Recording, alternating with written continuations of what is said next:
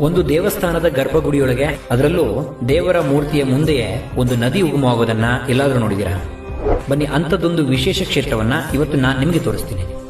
ಕಮಂಡಲ ಗಣಪತಿ ದೇವಸ್ಥಾನ ಚಿಕ್ಕಮಗಳೂರು ಜಿಲ್ಲೆಯ ಕೊಪ್ಪ ತಾಲೂಕಿನಲ್ಲಿರುವ ಒಂದು ಪುರಾಣ ಪ್ರಸಿದ್ಧ ವಿಶೇಷ ದೇವಸ್ಥಾನ ಇದೆ. ಶನಿದೋಷದಿಂದ ಮುಕ್ತರಾಗೋಕೆ ತಪಸ್ಸು ಆರಂಭಿಸುವ ಮೊದಲು ಸ್ವತಃ ಪಾರ್ವತಿ ದೇವಿಯೇ ತನ್ನ ಮಗನಾದ ಗಣಪತಿಯನ್ನ ಪ್ರತಿಷ್ಠಾಪಿಸಿ ಪೂಜಿಸಿದ ಜಾಗ ಇದು ಅಂತ ಪುರಾಣಗಳು ಹೇಳುತ್ತವೆ. ಇನ್ನೂ ವಿಶೇಷ ಅಂದ್ರೆ, ಈ ದೇವಸ್ಥಾನದ ಗರ್ಭಗುಡಿಯೊಳಗಿರೋ ಗಣೇಶನ ಮೂರ್ತಿಯ ಎದುರಿಗೆ ಬ್ರಾಹ್ಮಿ ನದಿಯ ಉಗಮವಾಗುತ್ತೆ. ಈ ನೀರಿನಿಂದ 12 ಗಂಟೆಯ ಒಳಗೆ ಸ್ನಾನ ಮಾಡೋದ್ರಿಂದ ಚರ್ಮ ರೋಗಗಳು ನಿವಾರಣೆ ಆಗತ್ತೆ.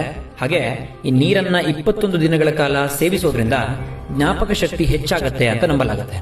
ಕೊಪ್ಪದಿಂದ ಕೇವಲ 3 ಕಿಲೋಮೀಟರ್ ದೂರದಲ್ಲಿ ಮಲೆನಾಡಿನ ದಟ್ಟ ಅರಣ್ಯದ ನಡುವೆ ಈ ಸುಂದರವಾದ ದೇವಸ್ಥಾನ ಇದೆ. ಒಂದ್ಸಾರಿ ಆದ್ರೂ ಬಂದು ದರ್ಶನ ಮಾಡಿ. ಆದ್ರೆ ಈ ಜಾಗದ ಸ್ವಚ್ಛತೆಯ ಜೊತೆಗೆ ಪಾವಿತ್ರ್ಯತೆಯನ್ನು